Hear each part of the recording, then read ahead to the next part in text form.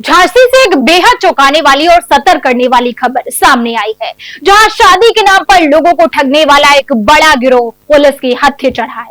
ये कोई छोटा मोटा फ्रॉड नहीं था, बल्कि एक संगठित साइबर गिरोह था जो फर्जी मैट्रिमोनियल कॉल सेंटर चलाकर देश भर के सैकड़ों लोगों को अपना शिकार बना चुका था। नमस्कार, मैं हूं आपके साथ शुभी शुक्ला। आप देख रहे हैं नेशन आप समाचार। मामला झांसी के सीपरी बाजार थाना क्षेत्र का है, जहां सरयू विहार कॉलोनी में शगुन मैरिज नाम से एक ऑफिस चल रहा था। बाहर से देखने पर एक सामान्य मैरिज ब्यूरो लगता था, लेकिन अंदर चल रहा था ठगी का पूरा नेटवर्क। पुलिस को जब इस फर्जीवाड़े की भनक लगी तो उत्तर प्रदेश पुलिस की टीम ने और स्वाट यूनिट ने मिलकर छापा मारा, और जो सामने आया उसने सभी को हैरान कर दिया। छापेमारी के दौरान पुलिस ने मौके से 16 महिलाओं को रेस्क्यू किया है, जिन्हें वहां बंधक जैसी स्थिति में रखा गया। इन महिलाओं से जबरन फोन कॉल करवाए जाते और उन्हें मानसिक दबाव में रखकर ठगी के इस खेल का हिस्सा बनाया गया था। यानी ये मामला सिर्फ साइबर ठगी तक सीमित नहीं था, बल्कि इसमें साइबर स्लेवरी का भी एक गंभीर पहलू सामने आया है। जांच में खुलासा हुआ है कि यह गिरोह अखबारों में छपे शादी के विज्ञापनों से डेटा इकट्ठा करता था। इसके बाद 40 से 50 साल के कुंवारे या फिर तलाकशुदा पुरुषों को टारगेट किया जाता था। कॉल सेंटर में बैठी महिलाएं खुद को शादी के लिए इच्छुक लड़कियों के रूप में पेश करती थी और फिर रजिस्ट्रेशन, प्रोफाइल मैचिंग और अन्य बहानों से पैसे वसूले जाते थे। रकम भी छोटी नहीं थी, 500 रुपए से लेकर 25,000 रुपए तक लोगों से ऐंठे जाते थे और धीरे धीरे विश्वास जीतकर उन्हें बार बार भुगतान के लिए मजबूर किया जाता था। पुलिस के अनुसार अब तक ये गिरोह देश भर के करीब 610 लोगों को ठग चुका है। छापेमारी के दौरान पुलिस ने मौके से 7 कंप्यूटर, 28 मोबाइल फोन और बड़ी मात्रा में डेटा जब्त किया है, जिसमें ठगी से जुड़े रिकॉर्ड और संभावित पीड़ितों की जानकारी शामिल है। यह भी संकेत मिल रहे हैं कि गिरोह का नेटवर्क कई राज्यों तक फैला हो सकता है। इस पूरे मामले पर जानकारी देते हुए अरीबा नेमान ने बताया कि पुलिस ने एक फर्जी कॉल सेंटर का पर्दाफाश किया है, जो मैट्रिमोनियल साइट के नाम पर लोगों को ठग रहा था।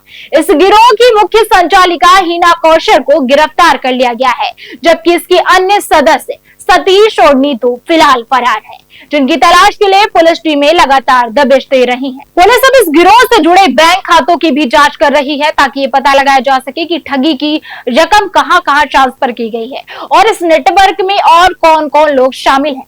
सबसे बड़ी बात यह है कि ये मामला आम लोगों के लिए एक बड़ा अलर्ट है, क्योंकि शादी जैसे संवेदनशील विषय को आधार बनाकर ठगी की जा रही थी और लोग भावनात्मक रूप से जुड़कर आसानी से शिकार बन रहे थे। कल दिनांक 22/4/2026 को थाना सीपरी बाजार को एक सूचना मिली कि सरयू विहार कॉलोनी थाना सीपरी बाजार क्षेत्र में एक रेजिडेंशियल बिल्डिंग में टॉप फ्लोर पे एक साइबर सेल या एक साइबर सेंटर चल रहा था, जिसपे पुलिस ने संयुक्त टीम ने साइबर थाने की और सीपरी बाजार थाने की संयुक्त टीम ने वहां पे छापेमारी की। तो वहां हमें करीब 17 से 20 महिलाएं मिली जो ये कॉल सेंटर चला रही थी। ये कॉल सेंटर शगुन मैट्रिमोनी के नाम से चल रहा था। इसमें जब हमने पूरा छानबीन की तो ये तथ्य सामने आए कि ये जो महिलाएं हैं ये 18 से 20 वर्ष की थी और इनके पास एक पूरी लिस्ट थी, एक पूरा डेटाबेस था, जिसमें पुरुष जिनकी उम्र 50 वर्ष से ज्यादा है उनको ये महिलाएं कॉल करती थी और इनको शादी का झांसा देती थी। ये इनको फोटोज देती थी महिलाओं की और बायोडेटा देती थी और इनसे रजिस्ट्रेशन फीस लेती थी। तो जब ये पुरुष इस झांसे में आ जाते थे कि इनकी शादी होगी, उसके बाद ये इनसे अभद्रता करती थी वीडियो कॉल और फोन कॉल के थ्रू, और ये चीटिंग करके वही महिला बन के बात करती थी। तो इस तरह से इन्होंने करीब 610 पुरुषों से 1000 से लेके 25,000, 30,000, 1 लाख तक की धनराशि इन्होंने इस तरह से प्राप्त की है। इसमें सबसे खास बात यह है कि इसमें करीब 17 जो महिलाएं हैं 18 से 20 वर्ष की, ये सारी बहुत ही इकोनॉमिकली बैकवर्ड सेक्शन से आती हैं और ये एक तरह से साइबर स्लेवरी की पीड़ित हैं। ये जितने भी हमने इनको 16 महिलाओं को रेस्क्यू कराया है और इनकी काउंसलिंग करा के इनके पेरेंट्स को हमने सपोर्ट किया है। ये महिलाएं जो इकोनॉमिकली बैकवर्ड सेक्शन से आती थी, ये मजबूर थी इस काम को करने के लिए। इसके जो मुख्य आरोपी हैं, इसमें हिना कौसर, जिसको आज हमने अरेस्ट किया है और न्यायालय के सामने पेश किया है, ये इस पूरे कॉल सेंटर की प्रबंधक थी। ये यहाँ पे सबसे पुरानी एक तरह से वर्कर है और यही सारे रजिस्टर का लेखा जोखा करती थी। इसी के नाम पे रेंट एग्रीमेंट भी था जहां पे ये कॉल सेंटर चल रहा था। और इसके जो अन्य आरोपी हैं सतीश छिपा और नीतू प्रजापति, ये दोनों शिवाजी नगर के रहने वाले हैं और ये फरार हैं। पुलिस टीमें गठित की जा चुकी हैं, इनकी छानबीन हम कर रहे हैं। इसी क्रम में हमने 9 अकाउंट्स, बैंक अकाउंट्स फ्रीज करा लिए हैं और इन अकाउंट्स में करीब 50,000 की हमने धनराशि भी फ्रीज करा ली है। जो रजिस्टर्स हमें मिले हैं उसमें यह पता चलता है कि करीब 30 से 40 लाख का फ्रॉड इन्होंने एक साल में 600 के ऊपर पुरुषों के साथ किया है। जो बरामदगी है वो करीब 30 कीपैड वाले मोबाइल फोन है, 5 स्मार्टफोन्स हैं और करीब 29 से 30 रजिस्टर्स हैं जिसमें हर महिला अपना एक अकाउंट मेंटेन करती थी।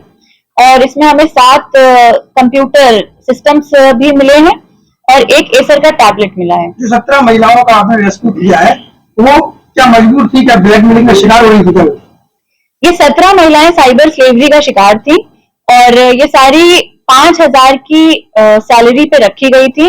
एक महीने में 5,000 कैश इन्हें दिया जाता था और ये महिलाएं मजबूर थी इस काम को करने के लिए। बहुत ही इकोनॉमिकली बैकवर्ड फैमिली से आती हैं और इनके पेरेंट्स को भी ये बातें नहीं पता थी, तो इस तरह से इनको मजबूर किया गया था। इनके पास जो लिस्ट है, ये 610 जो पुरुष हमने देखे हैं ये पूरे पैन इंडिया से हैं। इनके पास जो डेटाबेस है ये पैन इंडिया का है, पर जो ये 16 महिलाएं जो साइबर स्लेवरी की पीड़ित हैं ये पूरी लोकल झांसी की हैं। कैसे शिकार बनाते थे?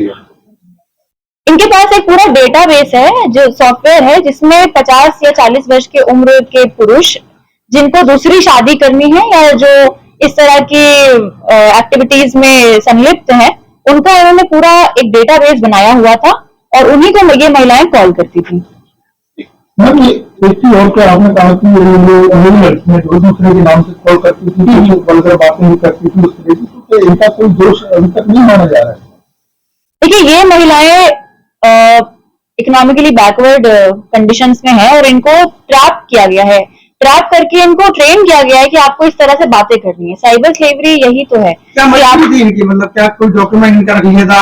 इनके सारे डॉक्यूमेंट्स रख लिए जाते थे और इनके जो वीडियोस हैं वो इनको काउंटर इन्हीं को बोला जाता था कि हम आपके वीडियोस वायरल कर देंगे या आपके घर पे बता देंगे कि आप इस तरह का काम कर रहे हैं। जो ये फोटोज भेजते थे जिन पुरुषों को शादी का झांसा देते थे, वो फोटोज कौन से होते थे?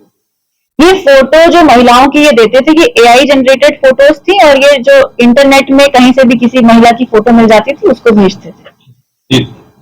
ऐसे में जरूरत है सतर्क रहने की। किसी भी मैट्रिमोनियल कॉल या फिर ऑफर पर आंख बनकर भरोसा बिल्कुल भी ना करें और किसी भी तरह की पेमेंट करने से पहले पूरी तरह जरूर जांच कर लें।